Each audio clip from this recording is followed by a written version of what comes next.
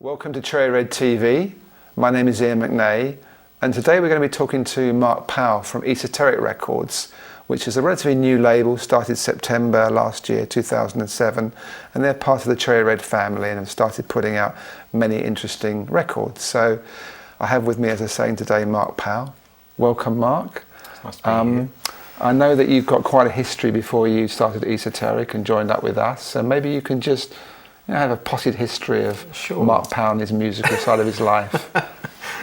Okay, it depends how far back you want to go, really. When was the first time you got interested in music? That's always a good starting place. I think I've been interested in music since I was about 3 years old. It was always something that it was a major part of my life.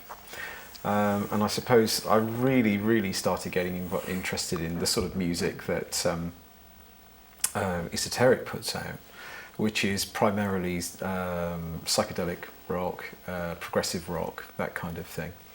When I was about 14 or 15, I sort of caught the very sort of tail end of that progressive rock movement.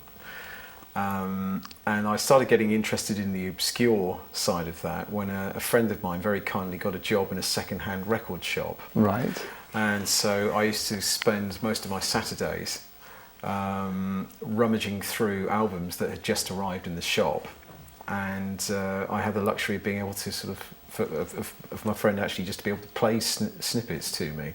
So I discovered an awful lot of music that was relatively obscure, but to my ears very good. So when you say obscure, what kind of artists were they? Well, I suppose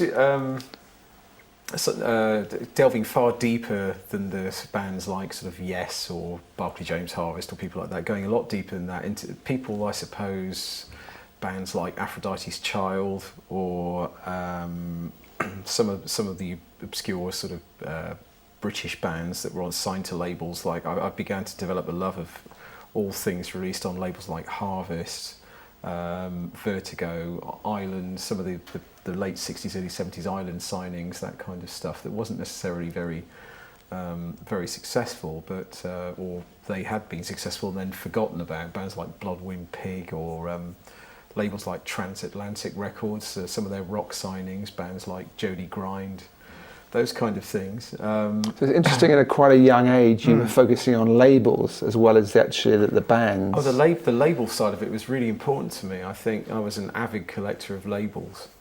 I suppose the label that first struck me when I as having a sort of a logical thread that went through everything was probably Island Records during that period, 67 to 72. I managed to get hold of a sampler called Nice Enough to Eat. I remember it. And yes. Whilst everything on it was totally different, there was to me a logical thread going through that sort of music, and I liked everything on it. And so I developed a real love of the so-called Pink Island era, when the label had the nice pink label with the white eye in the middle of it, and that there was some sort of magic about all that sort of thing. And then from there, I then started discovering the other classic labels like Harvest. Again, initially through bands like the obvious ones like Floyd and Barclay James Harvest and people like that, but then started getting into a bit deeper, people like sort of bands like Pete Brown's Plurblocto, those sorts of acts, and I developed a love also for the United Artists label as well at that sort of juncture. Yeah. Through bands like Hawkwind, Groundhogs, High Tide, all those sorts of things. I was a real lover of the sampler, and I think a lot of those labels put out some fantastic samplers in the late 60s, early 70s that really were good musical statements.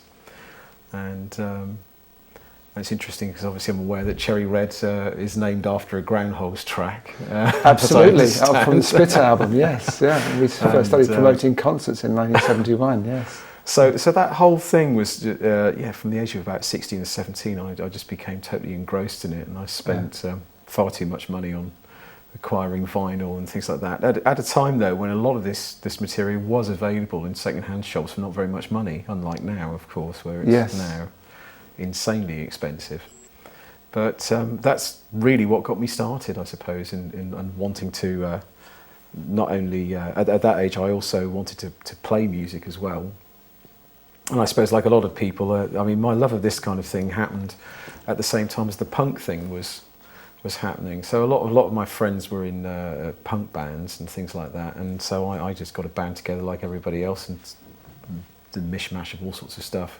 Didn't do anything particularly seriously, but that was again another sort of musical outlet. Did you record anything, or just yes, yeah, we recorded and things like that, and that's where I first discovered that I was more interested in the studio side of things than anything else, and so eventually that led to me working in a mastering studio.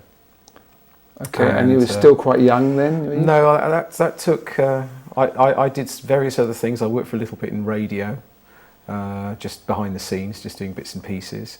I tried a little spell of doing press and PR for bands as well, but nothing sort of majorly serious. And then I decided that I was going to get qualified as a sound engineer, which is what I did. And so in my late 20s, I then became a qualified sound engineer, and then got a job in a mastering studio. Which studio was that? It was a company in Ladbroke Grove, initially called Magnetic Image, and then it changed its name to RPM. And at that point, I joined the company just as the Creation label was really taking off. And Creation were our biggest client, so it was quite an exciting time to sort of be at a place like that and see all these things coming through. Yeah, absolutely.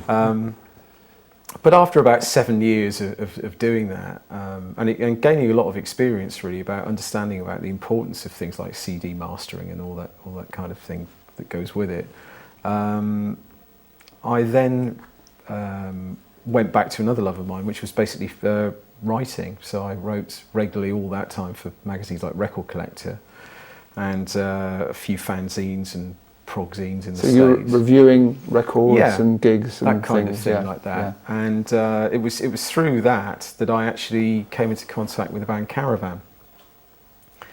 And after doing a big piece on Caravan for an American magazine, I got to know the guys in the band, and they mentioned to me that they were really keen at that point on their catalogue reappearing on CD. So out of the blue, I just contacted, as it was in those days, Polygram, who were looking after the Decca catalogue. And Polygram had just been bought by Universal at that time. And as often happens in these cases, sort of a new broom had swept clean, and lots of new people were at Universal who weren't necessarily aware of the sort of catalogue that they were sat on. And so within about 3 weeks of that initial approach, I was in to see Universal about them reissuing the Caravan catalogue, and they asked me if I would actually coordinate it for them and oversee the mastering, look for unreleased material in the vaults, that kind of thing, and just put the whole project together, which I thought was fantastic. It's actually really encouraging that someone can go and approach a big record company and say, I'm a fan, I think you should do this. And actually they respond by saying, well, why don't you help us? I mean, there was some, that was a chap by the name of Paul Reedy, who's no longer at Universal. He is, but he actually went to move to Madrid, where he works for Universal in Spain. He married a Spanish lady, but it was really thanks to Paul that I got the foot in the door. He was incredibly receptive, and I was amazed actually that I heard back from them so quickly. And then when I was in a meeting with him, he said, well, while you're here, you obviously seem to know about a lot of these other acts, and we're looking to delve into the catalogue and get a lot of it out. So would you be interested in looking at other artists like Camel and all other artists specifically on the Decca and Dioram labels at that time? And so then I actually went back home and realised that I had about 6 or 7 months' work lined up in front of me as a freelancer. And I'd been thinking about sort of leaving my job for some time, and then I made that decision sort of that night just to quit and